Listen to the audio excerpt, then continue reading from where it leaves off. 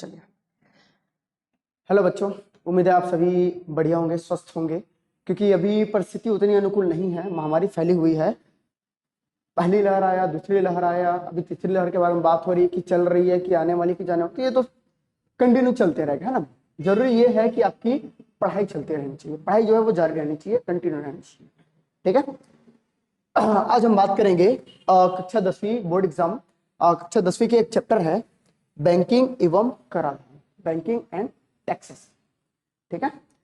तो पहले इस चैप्टर के बारे में बात करने से पहले आप चैनल को सब्सक्राइब करना मत भूलिएगा, क्योंकि बोर्ड एग्जाम 10वीं के जितने भी सिलेबस है, सारा सिलेबस आपको इस चैनल में मिलेंगे, ठीक है।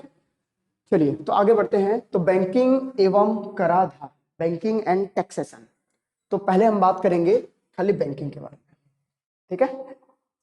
तो बैंक एक ऐसा जगह है जो लोगों से पैसा लेता है, अपने पास जमा करता है और उस पर ब्याज देता है, ठीक है। तो लोग उस पर कितने तरीके से पैसा जमा कर सकते हैं, ठीक है, मतलब कितने तरह के खाते, क्योंकि पैसा जमा करने के लिए खाते खोलना पड़ेगा। तो कितने तरह के खाते आप खोल सकते हो। तो नॉर्मल हम कितने तरह के खाते के बारे में पढ़ेंगे, ठीक है। तो सबसे पहले बैंक खाता, कितने तरह के होते हैं ये, बैंक अकाउंट, ठीक है। बहुत तरह के अकाउंट होते हैं, लेकिन मेनली हम यहाँ 4 ही तरह के अकाउंट के बारे में बात करेंगे, ठीक है। जिसमें से पहला है चालू खाता, करंट अकाउंट, दूसरा है बचत खाता, सेविंग अकाउंट, तीसरा है सावधि जमा खाता, फिक्स डिपॉजिट अकाउंट, और आखिरी है आवर्ती जमा खाता,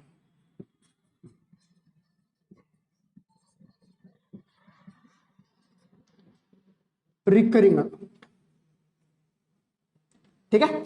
तो ये 4 तरह के अकाउंट है जो किसी भी बैंक में आप जाके खुलवा सकते हो। और भी बहुत तरह के अकाउंट है, जैसे पब्लिक प्रोवाइडेड फंड है, नो फ्रिल्स अकाउंट है, या और भी बहुत तरह के अलग अलग अकाउंट है, ठीक है।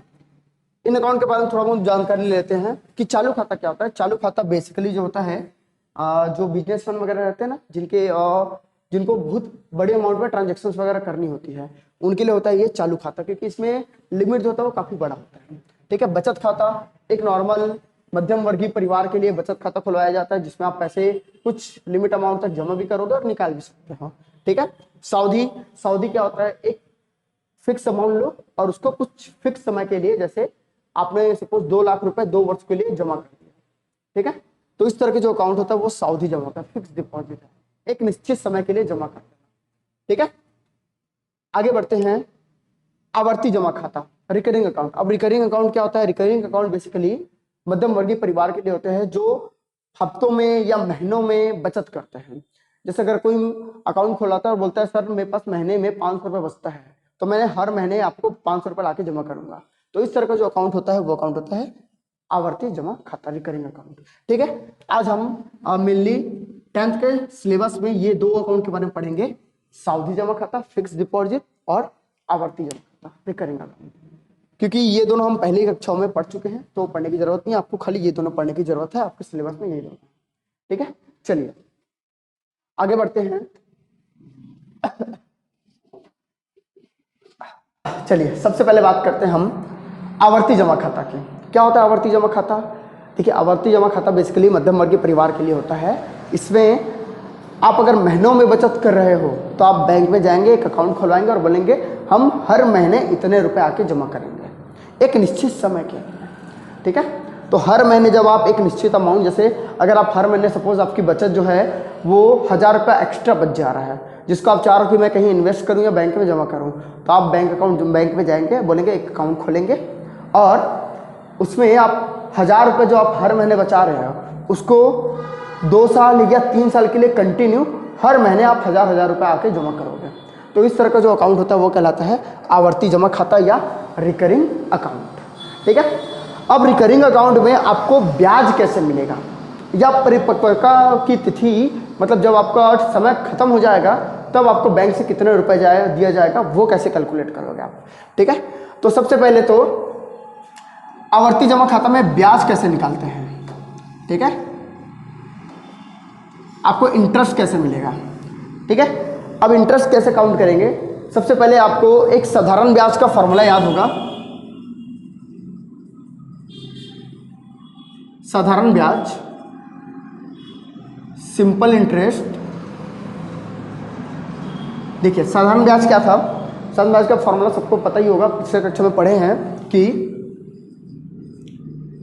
मूलधन गुणा दर गुणा समय बटे 100। फॉर्मूला सबको याद होगा, principal amount into rate into time upon 100। ठीक है, फॉर्मूला तो सबको याद ही होगा, पिछले कक्षा में आप पढ़ चुके हो, अगर नहीं पढ़े होंगे तो यहाँ से याद कर लेंगे। ठीक है, ये साधारण ब्याज है, मूलधन गुणा दर गुणा समय बटे 100। तो आपके रिकरिंग अकाउंट में या आवर्ती जमा खाता में भी साधारण ब्याज की ही गणना होती है। फर्क ये आ जाता है कि इसमें जो समय है वो अलग तरीके से, वो महीनों में काउंट किया जाएगा। ठीक है, तो सबसे पहले आप जब आवर्ती ब्याज की आप बात करोगे, रिकरिंग इंटरेस्ट की आप बात करोगे, तो फॉर्मूला कैसे देखेंगे। तो ये जो पार्ट है मूलधन गुणा दर बटे 100, ये सेम रहेगा, बस समय चेंज रहेगा। तो सबसे पहले आएगा मूलधन, फिर आएगा दर बटे 100। क्लियर है। अब इसमें समय कैसे लिखेंगे, तो इसमें समय जो है वो काउंट होगा महीनों में, क्योंकि ये अकाउंट किसमें पैसे जमा करते हैं, महीने में जमा करते हैं। ठीक है, प्रत्येक माह आप आके जमा करोगे, तो यहाँ समय जो है वो माह में कैलकुलेट होगा।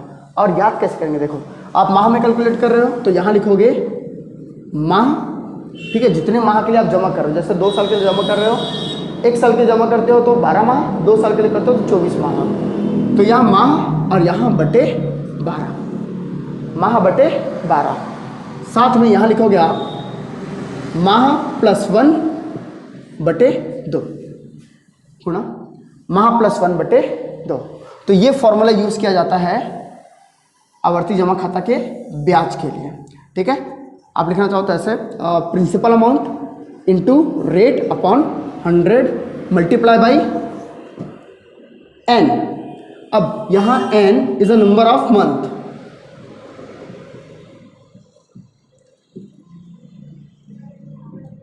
माह की संख्या एन बराबर माह की संख्या। ठीक है, कितने माह के लिए आप जमा कर रहे हो, तो n plus 1 by 12 into 2। Clear, या 12 अपॉन 2 ऐसा लिख सकते हो आप। क्लियर है, n by 12 n plus 1 by 2। ठीक है, तो इस तरह से याद करेंगे कि मूलधन गुणा दर बटे 100, माह बटे 12 गुणा माह प्लस 1 बटे 2। क्लियर है, तो ये फॉर्मूला है आवर्ती ब्याज के लिए। ठीक है, आवर्ती ब्याज कैसे मिलेगा आपको। अब लास्ट में यहां से आपका जब कुल राशि की गणना करोगे कि कुल राशि कितना मिलेगा, ठीक है, तो याद रखेंगे यहां से आपको मिलेगा ब्याज। तो ब्याज इंटरेस्ट प्लस, अब जितनी मूलधन, जितनी राशि आप जितने माह के लिए जमा करोगे, जितने माह के लिए जमा करोगे, interest plus principal amount into number of month, तो ये आपका टोटल वैल्यू रहेगा, टोटल अमाउंट रहेगा जो आपको बैंक वापस करेगा।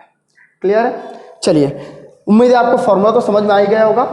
मूलधन गुणा दर बटे 100, ये एज इट इज यहां से आया है, बस जो समय है अब वो दूसरे तरीके से काउंट होगा, वो काउंट होगा महीनों में। तो माह बटे 12 और माह धन 1 माह प्लस 1 अपॉन 2। क्लियर है, principal amount into rate upon 100 n upon 12 n plus 1 by 2, where n is the number of month. Clear है, चलिए एक उदाहरण से इसको समझते हैं।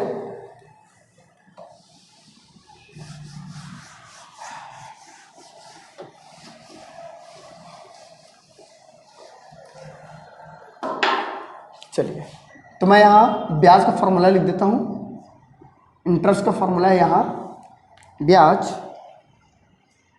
I इज इक्वल मूलधन गुणा दर बटे 100 गुणा माह बटे 12 गुणा माह धन 1 माह प्लस 1 अपॉन 2। क्लियर? ये फॉर्मूला यूज करेंगे हम ब्याज की गणना के लिए। ठीक है। अब सपोज एक क्वेश्चन आता है कि किसी व्यक्ति ने, अब व्यक्ति का जो भी नाम होगा, किसी व्यक्ति ने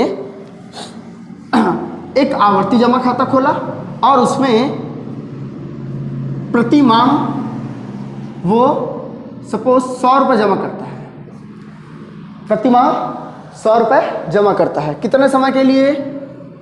समय बराबर 2 वर्ष के लिए। ठीक है। तो ये प्रिंसिपल अमाउंट कितना? 100 रुपये और टाइम कितना? 2 या 2 ईयर्स, 2 वर्ष। ठीक है। इसी को आप लिख सकते हो 2 वर्ष। अब हमको पता है कि समय जो है वो रिकरिंग अकाउंट में या आवर्ती जमा खाता में महीनों में काउंट होता है। तो एक साल में 12 माह। ठीक है। तो 2 साल में 2 गुणा 12 बराबर 24 माह, 24 महीने।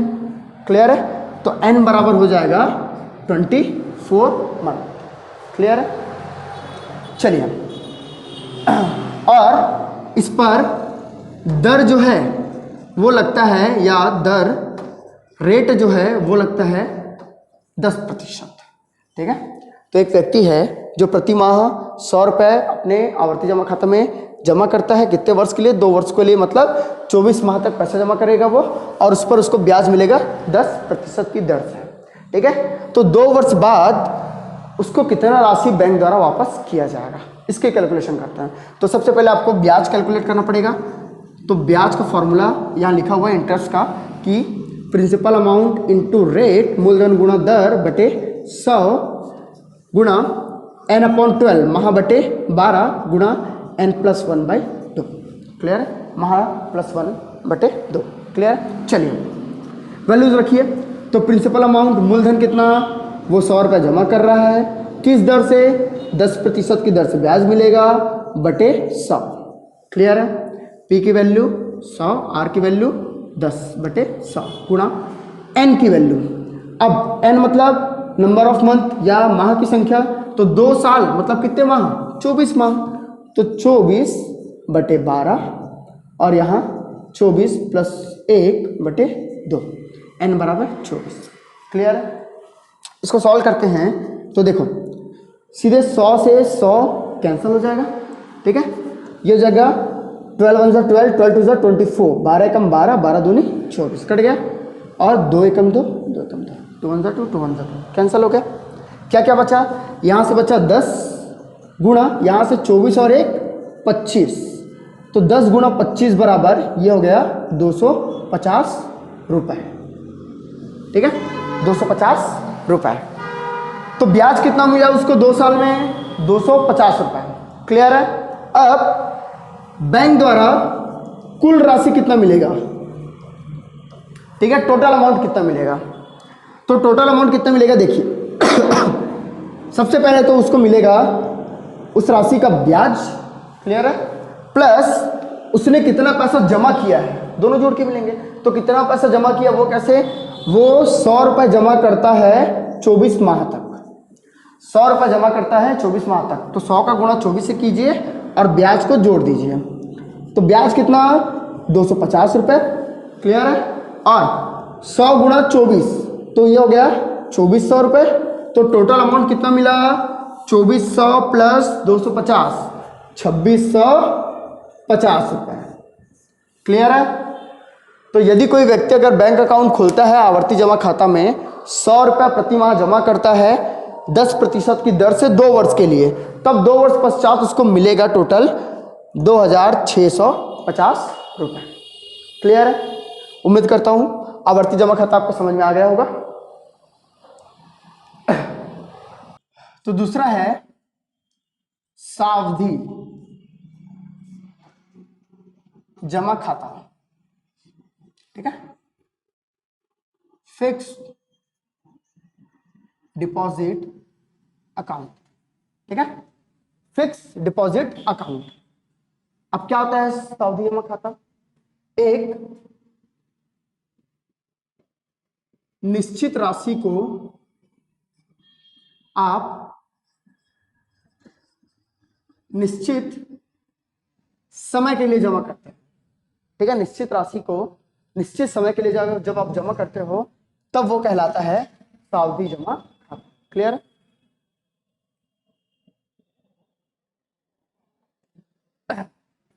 चलिए तो आगे बढ़ते हैं। चलिए आगे बढ़ते हैं। अब देखिए सावधि जमा खाता में ब्याज का कैलकुलेशन कैसे होगा, ठीक है। बेसिकली सावधि जमा खाते में ब्याज का कैलकुलेशन 3 तरह से किया जाता है, ठीक है। सबसे पहला वार्षिक, दूसरा छमाही और तीसरा तिमाही। क्लियर? तो ये 3 तरह से कैलकुलेशन किया जाता है, ठीक है। एनुअल,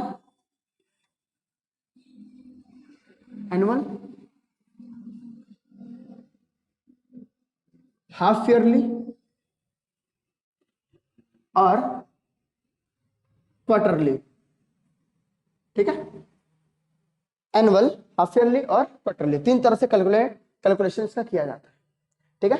पहले तो आपको सावधि जमा खाता का मेन फॉर्मूला क्या होता है, देखिए मेन फॉर्मूला होता है इसमें निकलता है मिश्र धन, इसमें टोटल अमाउंट निकलता है, ठीक है। मिश्र धन निकलता है, ब्याज नहीं निकलता, इसमें सीधे सीधे मिश्र धन निकलता है, ठीक है। मिश्र धन कहने का मतलब है आपका प्रिंसिपल अमाउंट प्लस इंटरेस्ट, ठीक है। मूलधन प्लस ब्याज दोनों मिलके यहां पास निकलता है मिश्र धन। क्लियर? टोटल अमाउंट, ठीक है। तो मिश्र धन बराबर फॉर्मूला होता है मूलधन गुणा 1 प्लस दर बटे 100 यहां सम, ठीक है। इसी को आप लिखोगे कि ए मिश्र धन को ए से शो किया जाता है, total amount A is equal principal amount into 1 plus r by 100 यहाँ एन, यहाँ एन जो है वो समय को शो करता है, ठीक है। तो देखिए जब भी आप मिश्र धन ज्ञात करोगे तो प्रिंसिपल अमाउंट कभी भी चेंज नहीं होने वाला, प्रिंसिपल अमाउंट कभी भी चेंज नहीं होने वाला, वो सेम का सेम रहेगा। चेंज क्या होगा? दर चेंज होगा और समय चेंज होगा। जब आप वार्षिक करोगे, छमाही करोगे या तिमाही करोगे, इन तीनों पे ये जो दर और समय की जो वैल्यूज है वो अलग अलग तरीके से काउंट की जाती है। तो कैसे काउंट की जाती है, देखिए अगर आप वार्षिक की बात करते हो तो यहाँ principal amount as it is same रहेगा, ठीक है। यहाँ सब कुछ लगभग सेम रहेगा, प्रिंसिपल अमाउंट सेम रहेगा, रेट जो भी दिया जाएगा। सपोज एक क्वेश्चन ही सॉल्व कर लेते हैं। सपोज प्रिंसिपल अमाउंट है 1 लाख रुपए कोई जमा करता है अपने अकाउंट, कितना? 1 लाख रुपए, ठीक है। कितने दर से? 10% की दर से। क्लियर है? रेट कितना? 10%। और समय कितना लग रहा है? समय सपोज 2 साल के लिए। कितने साल के लिए? 2 साल के लिए। क्लियर है? तो एनुअल जब आप काउंट करोगे इसको तो पी सेम रहेगा, रेट सेम रहेंगे और समय एन बराबर 2। क्लियर? 2 साल है तो 2 एनुअल, ठीक है। अब देखिए जब आप इसी को छमाही के लिए कैलकुलेट करने जाओगे तो छमाही में प्रिंसिपल अमाउंट तो सेम रहेगा 1 लाख रुपए, ठीक है। हाफ ईयरली जब कंपाउंड होगा, वो छमाही जब संयोजित होगा तो संयोजन में क्या होता है, देखिए आर जो है जो 10% था ये वार्षिक था। 10% क्या था? वार्षिक। अब आप किसमें कैलकुलेट कर रहे हो? छमाही में। तो एक वर्ष में कितने छमाही? 2 छमाही। 6 + 6 12, 2 छमाही। मतलब एक साल जब 2 भागों में टूट गया तो दर भी जो है वो भी 2 भागों में टूट जाएगा। तो जो 10% था वो हो गया यहाँ 5%। क्लियर है? या आप इनडायरेक्ट इसको लिखोगे कि 10/2, 2 से भाग दोगे बराबर 5%। क्लियर है? समझ गए? अगर आप समय की बात करते हो तो वहां 2 साल था, 2 साल जब आपने वार्षिक कैलकुलेट किया था, लेकिन यहां आप कैसे कैलकुलेट कर रहे हो? छमाही कैलकुलेट कर रहे हो। तो एक साल में कितने छमाही? एक साल में होता है 2 छमाही। तो 2 साल में कितने छमाही? 4। कैसे कैलकुलेट करोगे? तो 2 साल गुणा 2, छमाही में 2 से गुणा, तो ये हो जाएगा टोटल 4 छमाही, ठीक है। 4 हाफ ईयर। क्लियर है? याद करने का तरीका देखो, याद करने का तरीका क्या बोलता है कि आप कुछ मत करो, ये सब आप कुछ मत करो, बस ये याद रखो कि यहाँ जो दर होता है वो अपॉन 2 होता है। जो भी दर दिया रहेगा आपको, वो जब भी छमाही कैलकुलेट करने बोलेगा आपको अपॉन 2 कर देना और समय को मल्टीप्लाई बाय 2 कर देना, समय को मल्टीप्लाई बाय 2। क्लियर है? रेट को डिवाइडेड बाय 2 और समय को मल्टीप्लाई बाय 2। इसको 2 से भाग देना है और इसको 2 से गुना करना, और कुछ नहीं करना है। तो यहां ये हो जाएगा 10/2 बराबर 5% और 2 गुणा 2 बराबर 4 छमाही। 4 समय कितना हो गया? 4। क्लियर है? वैसे जब आप तिमाही के लिए कैलकुलेट करोगे तो प्रिंसिपल अमाउंट सेम, मूलधन सेम, 1 लाख रुपए। क्लियर है? अब एक साल में कितने छमाही, सॉरी कितने तिमाही? 4 तिमाही। क्लियर है? एक साल में 2 छमाही थे तो हमने 2 से भाग किया दर को और समय को 2 से गुणा किया। एक साल में कितने तिमाही? 4 तिमाही। क्लियर है? 4 क्वार्टरली आते हैं। तो आप क्या करोगे, आप जो दर था उसमें एक साल में 4 तिमाही आता है तो इसको कर दोगे 4 से डिवाइड और समय को 4 से मल्टीप्लाई। क्लियर है? छमाही में वो चीज हम 2 से करते हैं कि दर को 2 से भाग दोगे और 2 से गुणा कर दोगे समय को। तो जब भी आप तिमाही करोगे तो दर को 4 से भाग दे देना और समय को 4 से गुणा कर। क्लियर? और कुछ नहीं करना आपको। चलिए, तो ये जो 10% था वो बटे 4 हो जाएगा, तो ये हो जाएगा 2.5%। क्लियर है? और जो समय था वो 2 था, जो कि कितना हो जाएगा अब? 2 गुणा 4 बराबर 8। क्लियर है? समझ गए? चलिए, तो इस तरह से कैलकुलेट किया जाता है वार्षिक, छमाही और तिमाही कैलकुलेशन। क्लियर है? उम्मीद आप सभी को समझ में आ गया होगा कि सावधि जमा खाता क्या होता है। ठीक है? ब्याज का कैसे कैलकुलेशन किया जाता है? तो ब्याज के लिए फॉर्मूला है कि मूलधन principal amount plus into 1 plus R upon 100 into n time. Clear है? इसमें 3 तरह के बनते ही है, वार्षिक बनता है, छमाही बनता है और तिमाही बनता है। ठीक है? जब भी ये वार्षिक रहेगा तो ये एज इट इज क्वेश्चन बनेगा, सेम बनेगा, कोई फर्क नहीं आएगा। लेकिन अगर ये छमाही में आया तो ये जो दर है ये 2 से भाग हो जाएगा और समय 2 से गुणा हो जाएगा। ठीक है? दर 2 से भाग और समय 2 से गुणा छमाही के लिए। वहीं अगर तिमाही के लिए जाओगे तो दर 4 से भाग हो जाएगा और समय 4 से गुणा हो जाएगा। क्लियर है? ठीक है? अब इसके आगे टैक्सेशन जो है वो हम नेक्स्ट वीडियो में डिस्कस करेंगे कि टैक्सेशन कैसे काउंट होता है। ठीक है? अगर आपको चीज़ें समझ में आई होंगी तो बिल्कुल लाइक कीजिए, सब्सक्राइब कीजिए, क्योंकि जितने भी बोर्ड का सिलेबस है सारा सिलेबस इसमें कवर होने वाला है, इस चैनल पे कवर होने वाला है। तो चैनल आपको बहुत कुछ देने वाला है, तो एक सब्सक्राइब तो बनता है। चलिए, थैंक यू।